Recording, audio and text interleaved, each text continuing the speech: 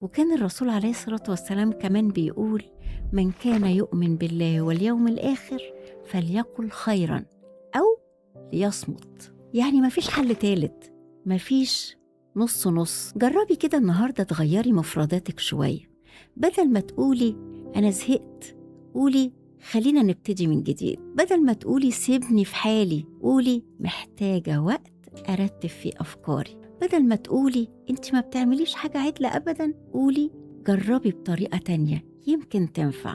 الكلمة مش مجرد صوت، الكلمة دي طاقة، وكل طاقة بتبعتيها بترجع لك تاني. خلي نيتك دايما إن كل كلمة منك تبقى سبب خير. قولي ربنا يسعدك، ما تقلقيش هتعدي إن شاء الله. مش علشان شكلك يبقى شيك ولا عشان كلام لطيف، لا، عشان رب الخير بيحب يسمع منك الخير، واللي بيقول كلمة طيبة عمره ما بيخسر حتى ولو اللي حواليه مش مهتم.